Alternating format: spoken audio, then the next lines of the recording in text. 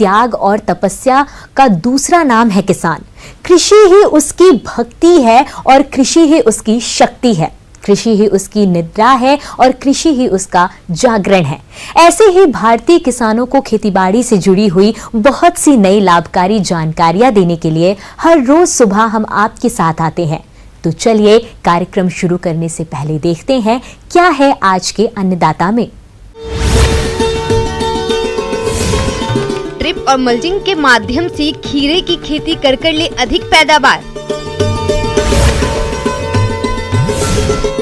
सूरजमुखी की समय से उन्नत बुआई कर ले अधिक उपज। खीरे की साल भर बाजार में अच्छी मांग के चलते बहुत से किसान इसकी खेती करते हैं और अच्छी आय भी कमाते हैं, लेकिन इस फसल में सिंचाई, जल और खरपतवारों की समस्या किसानों के सामने मुख्य रूप से देखी जाती है, जिससे किसान काफी परेशान रहते हैं। अगर किसान ड्रिप और मल्चिंग का प्रयोग करते हुए खीरे की खेती करें तो इन सभी समस्याओं से बच सकते हैं और फसल से अच्छी पैदावार ले सकते हैं। तो चलिए ड्रिप और मल्चिंग से खीरे की खेती के बारे में जानते हैं बागवानी विशेषज्ञ डॉक्टर अभिजीत कुमार से। खीरा का खेती के लिए जो मल्चिंग और ड्रिप इरिगेशन का जो भूमिका है और सॉइल टेम्परेचर इसका जर्मिनेशन के लिए 25 डिग्री सेंटीग्रेड का आसपास होना चाहिए। ये जगह में आपका जो मल्चिंग है इसका बहुत बड़ा रोल है। तो मल्चिंग का रोल क्या है? मल्चिंग एक है सॉइल जो रिक्वायर्ड जो टेम्परेचर है उसका मेंटेन करते, और सबसे बड़ा है इसका जो खरपत है, जो वीड है, वो वीड का एक कंट्रोल में रखते। खेत में पौधों के आसपास की मिट्टी को चारों तरफ से प्लास्टिक फिल्म के द्वारा सही तरीके से ढकने की प्रणाली को मल्चिंग कहते हैं।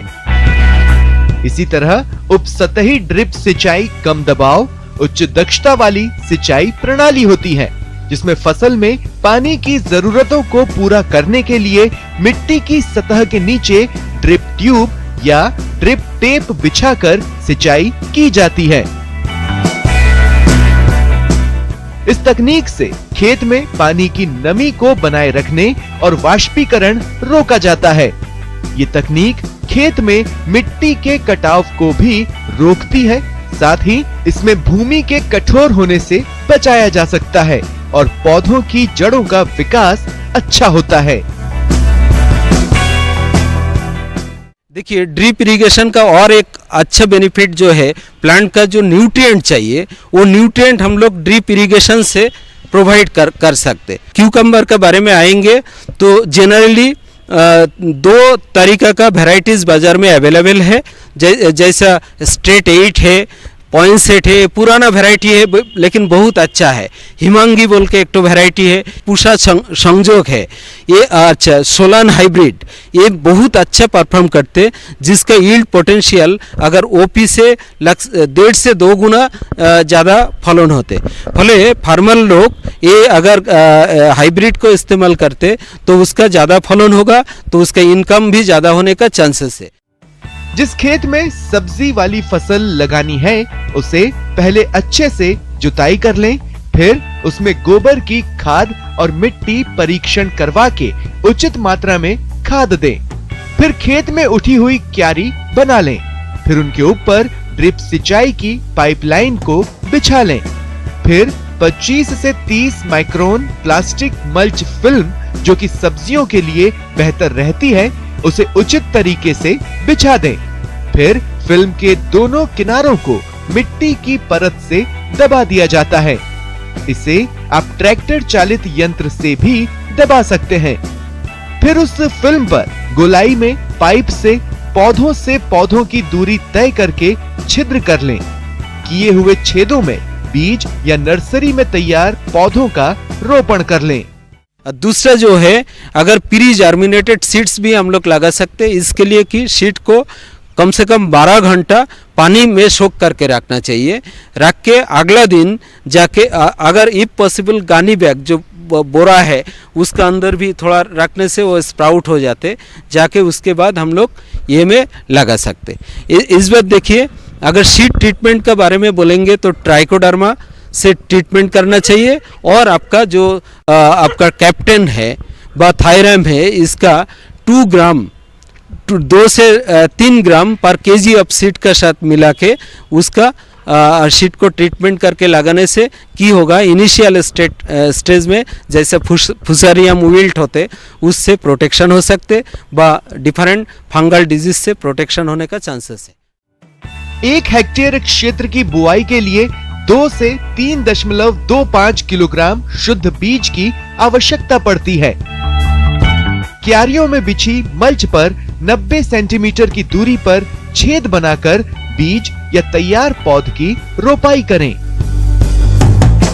जहां तक खाद और उर्वरक प्रबंधन की बात है तो ड्रिप मल्चिंग से की गई खेती में घुलनशील उर्वरकों का प्रयोग करना होता है, जिनकी मात्रा फसल अवस्था के अनुसार परिवर्तित होती है। साथ ही कई उर्वरकों को भी बदलना पड़ता है।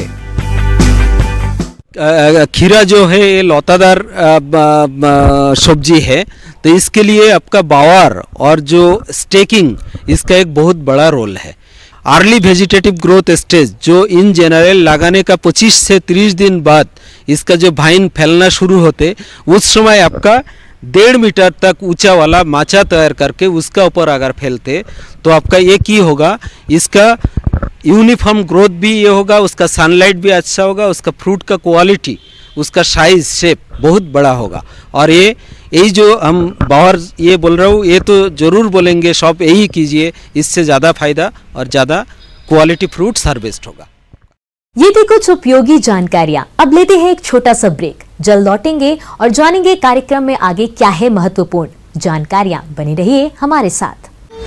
ब्रेक के बाद आप सभी दर्शकों का स्वागत है। चलिए अब रुख करते हैं अगली कड़ी की ओर।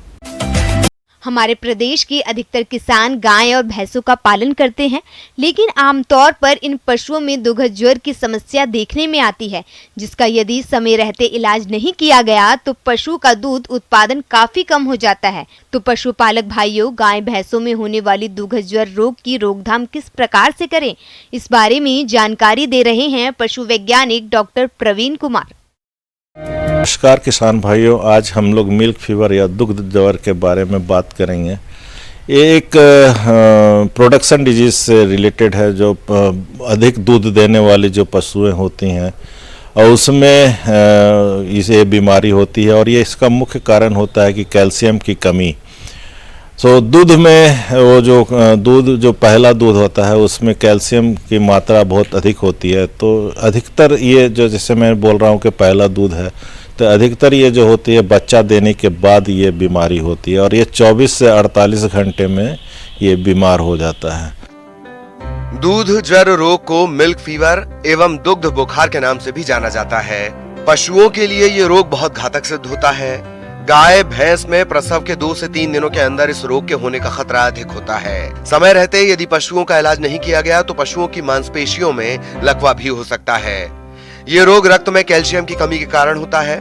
कोलेस्ट्रम में रक्त से 12 से 13 गुना अधिक कैल्शियम होता है। प्रसव के बाद कोलेस्ट्रम के साथ अधिक मात्रा में कैल्शियम शरीर से बाहर आ जाता है। प्रसव के बाद अचानक कोलेस्ट्रम निकल जाने के बाद हड्डियों से शरीर को तुरंत कैल्शियम नहीं मिल पाता।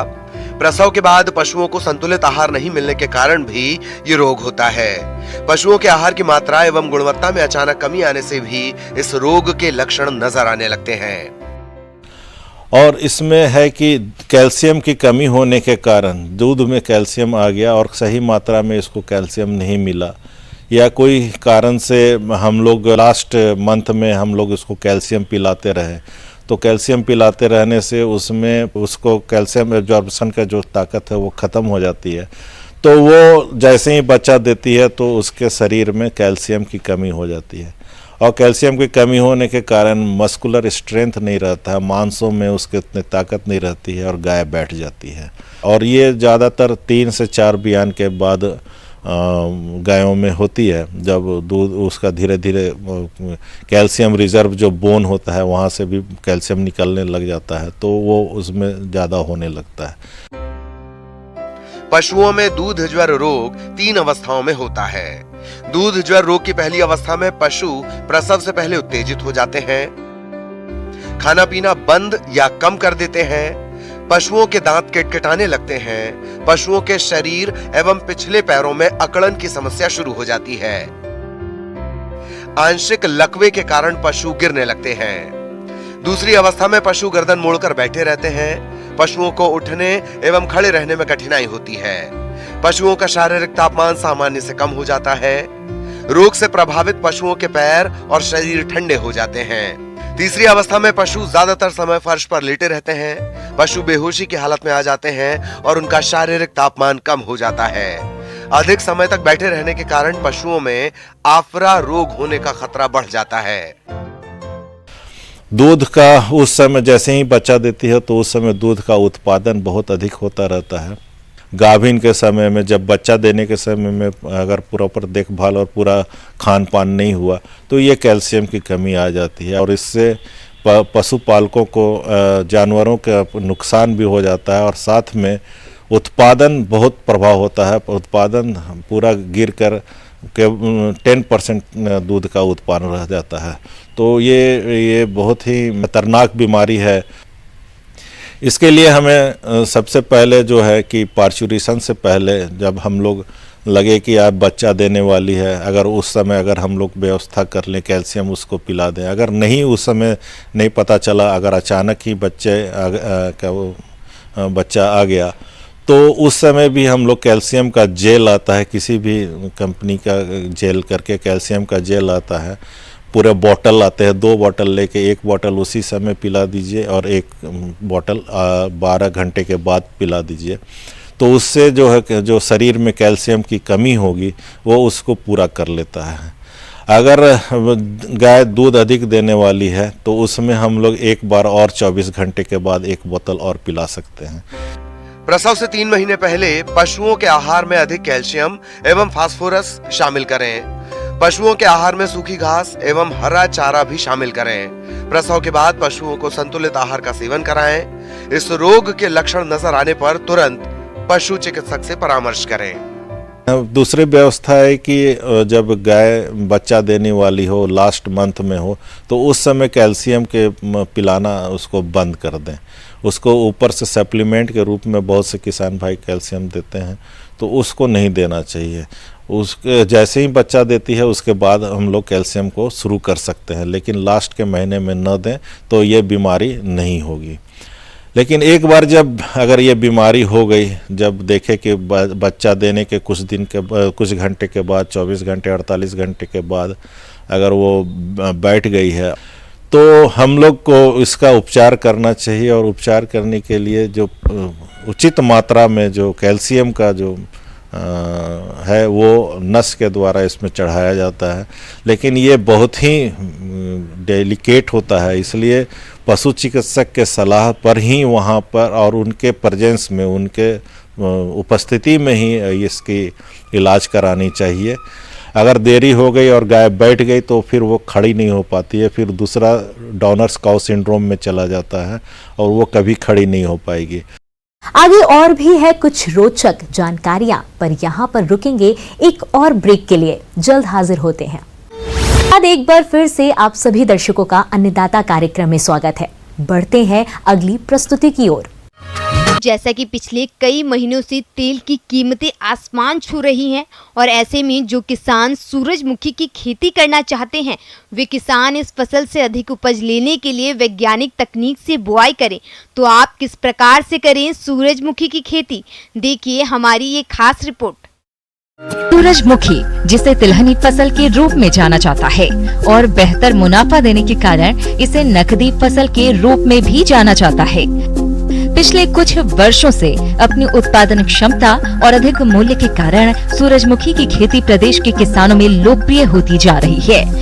इसकी खेती करने से किसानों को खाद्य तेल उपलब्ध होता है, जो कि दिल के मरीजों के लिए अच्छा होता है। किसान भाइयों, इसकी खेती खरीफ, रबी और जायद तीनों ही मौसम में की जा सकती है, लेकिन उत्तरी भारत के लिए सबसे सही मौसम जायद का है, क्योंकि इस मौसम में मधुमक्खी पर्याप्त मात्रा में उपलब्ध होती है, जो इसकी पैदावार के लिए बहुत महत्वपूर्ण होती है।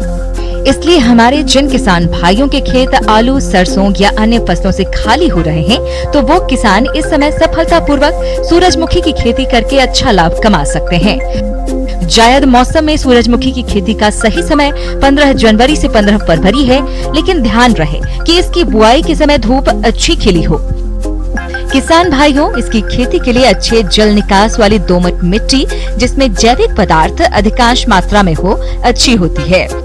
खेत की तैयारी के समय एक जुताई मिट्टी पलटने वाले हल से और 2 जुताइयां देशी हल या कल्टीवेटर से करके पाटा लगाकर खेत को भुरभुरा व समतल कर लेना चाहिए।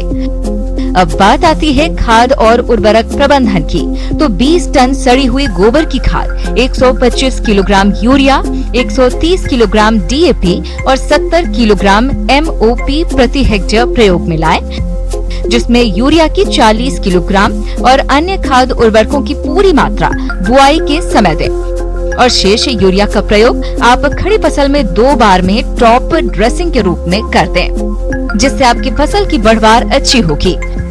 किसान भाइयों, सूरजमुखी की खेती के लिए आप इसकी संकुल प्रजाति मॉडर्न और सूर्या आदि का चयन करें, जो 75 से 80 दिनों में तैयार हो जाती है और इनकी औसत उपज क्षमता 10 से 12 क्विंटल प्रति हेक्टेयर है। और जो किसान भाई इसकी संकर प्रजातियों की खेती करना चाहते हैं, तो वो इसकी KB SH1, SH 3322 आदि का चयन करें, जो 90 से 95 दिनों में पक कर तैयार हो जाती है, जिनकी औसत उपज 18 से 20 कुंतल प्रति हेक्टेयर है। जहां तक बीज दर की बात है, तो इसकी संकुल प्रजातियों का 12 से 15 किलोग्राम और संकर प्रजातियों का 5 से 6 किलोग्राम बीज प्रति हेक्टेयर आवश्यकता पड़ती है। बीजों को हमेशा किसी प्रमाणित संस्था से ही खरीदें। किसान भाइयों, बुआई से पहले बीजों को 12 घंटे पानी में डुबोकर और उसके बाद 3 से 4 घंटे छायादार स्थान में सुखाकर बुआई करने से बीजों का अच्छा अंकुरण होता है। बुआई से पहले 2.5 ग्राम कार्बेंडाजिम से प्रति किलोग्राम बीजों को उपचारित कर लें। इसके बाद ही बीजों की बुआई करें। बीजों की बुआई लाइनों में करें, जिसमें लाइन से लाइन 60 सेंटीमीटर और पौध से पौध 30 सेंटीमीटर की दूरी रखते हुए सीड ड्रिल की सहायता से बीजों की बुआई करें। सूरजमुखी फसल को खरपतवारों से बचाने के लिए पेंडिमेथिलीन खरपतवार नाशी की 3.3 लीटर मात्रा को 700 से 800 लीटर पानी में घोलकर प्रति हेक्टेयर की दर से बुआई के 2 दिनों के अंदर स्प्रे करें, जिससे खरपतवारों का जमाव नहीं होगा और फसल खरपतवार मुक्त रहकर बढ़वार अच्छी रहेगी, जिससे आगे चलकर आप किसान भाइयों को फसल से उपज भी अधिक मिलेगी।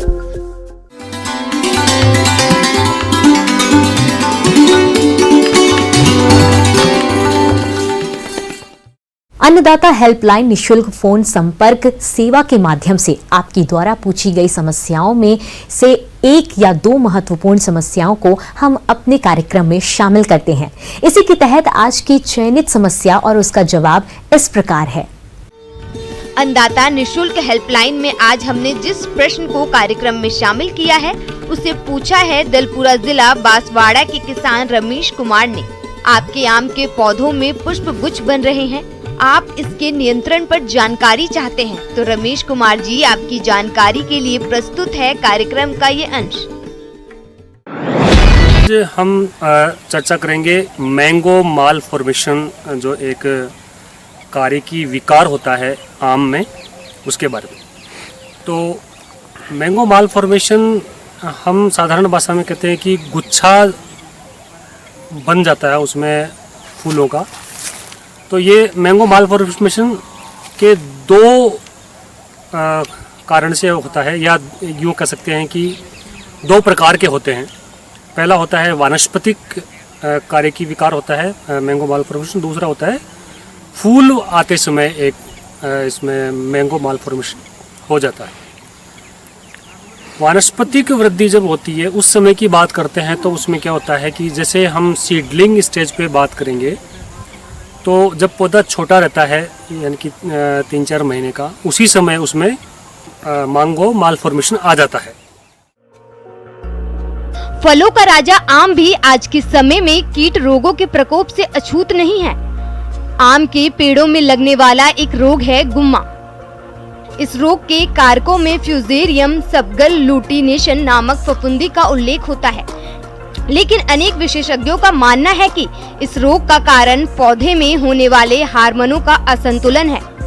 गुम्मा रोग से ग्रस्त आम के पेड़ में पत्तियों और फूलों में असामान्य वृद्धि हो जाती है, जिससे एक ही स्थान पर अनगिनत छोटी छोटी पत्तियां निकल आती हैं और बोर के फूल गुच्छों में हो जाती हैं। जो बागवान समय रहते रोग की सही पहचान करके नियंत्रण के समुचित उपायों को अपनाते हैं, वे आसानी से रोग की रोकथाम करके आने वाले दिनों में अच्छे उत्पादन प्राप्त करते हैं। तो आम के बाग में गुम्मा रोग की रोकथाम के लिए बागवान कौन कौन से उपायों को किस प्रकार से अपनाएं, वो इस प्रकार से है।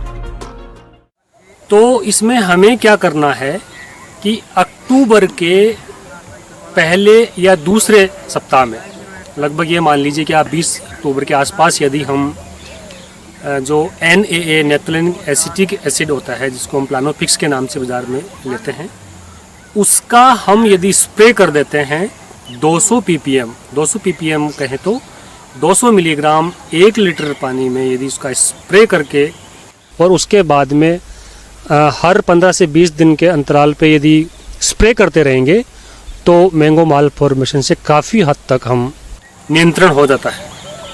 इसके अलावा हम गुच्छे यदि बन जाते हैं तो उनको हम समय समय पे तोड़ते रहते हैं और बगीचे में साफ सफाई रखते हैं। ध्यान रखना चाहिए कि एक तो जो इसकी प्रतिरोधी जो किस्में होती हैं, सहनशील जो किस्में होती हैं, वो उगाएं। ये यदि हम करेंगे तो हमारा मैंगो माल फॉर्मेशन का कंट्रोल हम कर पाएंगे। कि विभिन्न मंडियों में कृषि उत्पादों के चढ़ते उतरते बाजार भाव की संक्षिप्त जानकारी इस प्रकार है। उम्मीद करते हैं कि आज का कार्यक्रम आप सभी दर्शकों के लिए उपयोगी रहा होगा। किसान भाइयों, अन्नदाता आपकी सेवा के लिए संकल्परत है और कृषि संबंधित समस्या एवं सुझावों के लिए आप हमें इस पते पर संपर्क कर सकते हैं। प्रोड्यूसर अन्नदाता news 18 Rajasthan, Ramoji film city, Hyderabad 501512। साथ ही आप हमें ईमेल भी कर सकते हैं। हमारा ईमेल है p18annadattarajasthan@nw18.com। इसके अतिरिक्त आप हमें निशुल्क हेल्पलाइन नंबर 1800889216 पर सोमवार से शनिवार सुबह 10 से शाम 4 बजे के बीच संपर्क कर सकते हैं। फिलहाल अन्नदाता की पूरी टीम को इजाजत दीजिए। कल फिर इसी समय आपसे मुलाकात होगी कृषि संबंधित कुछ और महत्वपूर्ण जानकारियों के साथ। नमस्कार।